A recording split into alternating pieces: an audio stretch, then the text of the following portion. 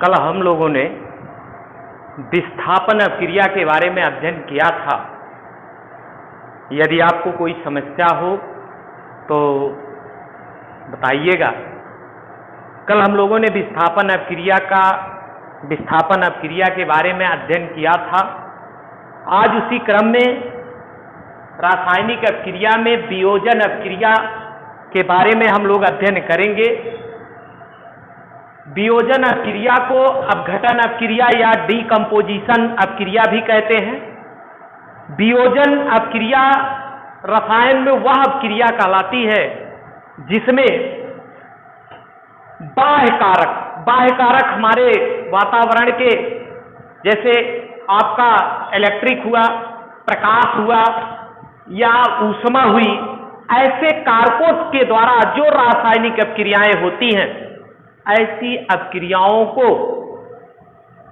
वियोजन अपक्रिया कहते हैं।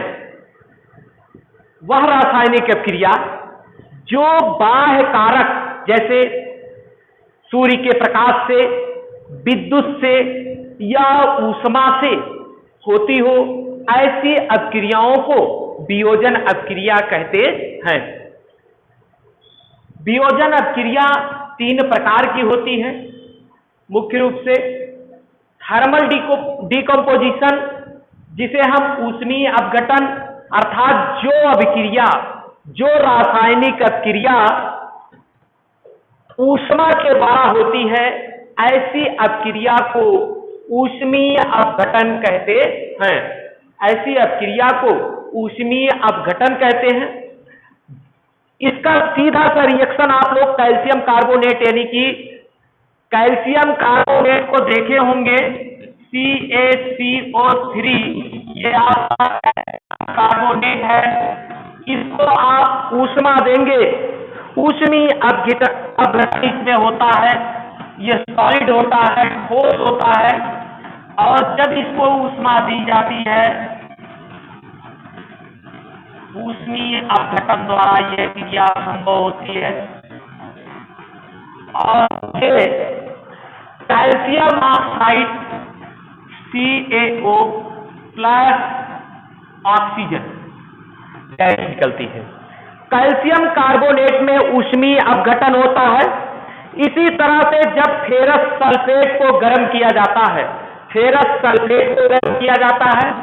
FeSO4, ये आपका फेरस सल्फेट है।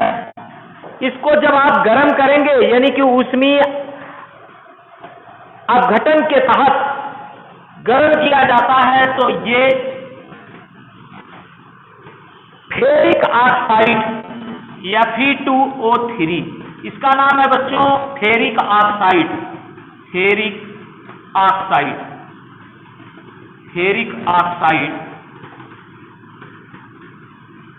ये फेरिक ऑक्साइड है। और फेरिक ऑक्साइड इसके साथ साथ यहां पर और कुछ बचा है। अभी सल्फर है, ऑक्सीजन के और है, तो सल्फर डाइऑक्साइड भी निकलता है यहां पर। और सल्फर डाइऑक्साइड के साथ साथ सल्फर ट्राइऑक्साइड भी निकलता है। एक चीज जान लीजिए, अगर ऑक्सीजन सल्फर के साथ 2 लगा हो तो सल्फर डाइऑक्साइड, अगर 3 लगा हो तो सल्फर ट्राइऑक्साइड, और अगर 4 लगा हो तो टेट्रा हो जाता है। ठीक है, तो SO2 ये सल्फर डाइऑक्साइड है, SO3 ये सल्फर ट्राइऑक्साइड है। ठीक है, तो ऊष्मीय अपघटन का मतलब ऐसी अपक्रिया जिसमें ऊष्मा के द्वारा अपघटन होता हो, ऐसी अपक्रिया को ऊष्मीय अपघटन कहते हैं। जैसे कैल्शियम कार्बोनेट का ऊष्मीय अपघटन होने पर कैल्शियम ऑक्साइड और ऑक्सीजन बनता है। दूसरी चीज फेरस सल्फेट है आपका। फेरस सल्फेट के साथ भी ऊष्मीय अपघटन कराने पर फेरिक ऑक्साइड और सल्फर डाइऑक्साइड तथा सल्फर ट्राइऑक्साइड बनता है। दूसरा है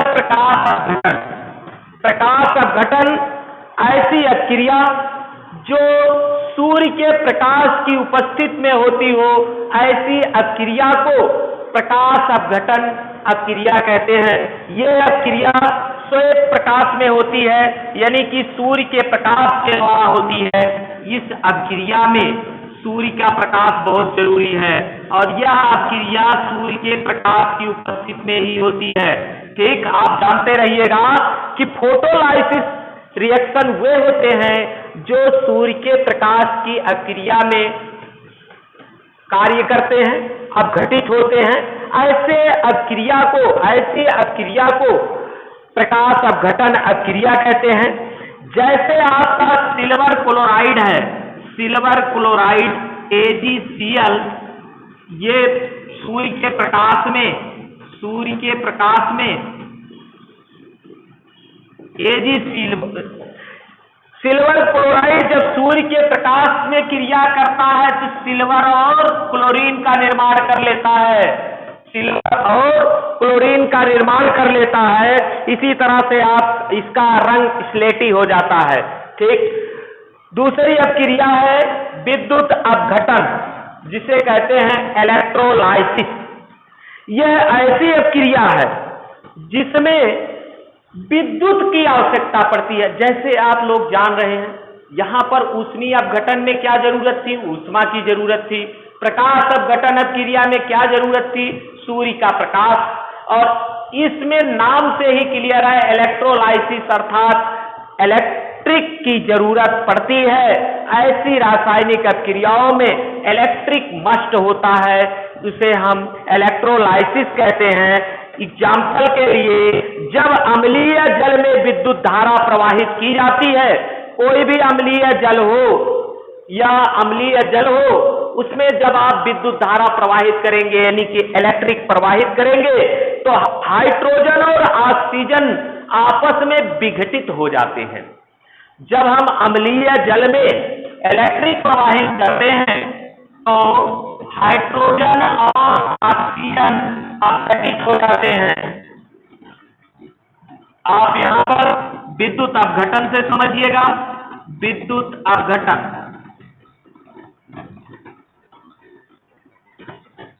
विद्युत अपघटन जब हम यहां पर देते हैं तो ये अपघटित हो जाता है किसमें? हाइड्रोजन और ऑक्सीजन में। और हाइड्रोजन कहाँ होती है? एनोड पर होती है। ये एनोड और कैथोड आपको आगे बताया जाएगा। ठीक है, एनोड और कैथोड ये आपको आगे चर्चा की जाएगी, इस पर टॉपिक आएगा। तो जब हम अम्लीय जल में, ये कैसा जल होना चाहिए? ये आपका अम्लीय जल होना चाहिए। ये नहीं कि आप जो सिंपल जल लेते हैं वही जल नहीं। अम्लीय जल में जब इलेक्ट्रिक प्रवाहित की जाती है तो यह हाइड्रोजन और ऑक्सीजन में अपघटित हो जाता है। ठीक, इसी तरह से आप जानिए पोटेशियम क्लोराइड। पोटेशियम क्लोराइड गलित अवस्था में यदि हो तो यहाँ पर भी इलेक्ट्रिक प्रवाहित करने पर यह पोटेशियम और क्लोरीन में अपघटित हो जाता है।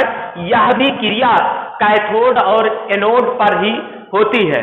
ठीक, दूसरी चीज, इसमें आप इन अभिक्रियाओं में ऊष्मीय अपघटन में आप जान रहे हैं कि ऊष्मा की आवश्यकता पड़ती है। प्रकाश अपघटन में सूर्य के प्रकाश में जो अपक्रिया होती है वो प्रकाश अपघटन कहलाती है, यानी कि फोटोलाइसिस। और जो इलेक्ट्रिक सापेक्ष होती है वो इलेक्ट्रोलाइसिस कहलाती है। आप हमारे चैनल को सब्सक्राइब करें। अगर कोई भी आपको दिक्कत हो तो आप नीचे कमेंट जरूर दें। धन्यवाद। आगे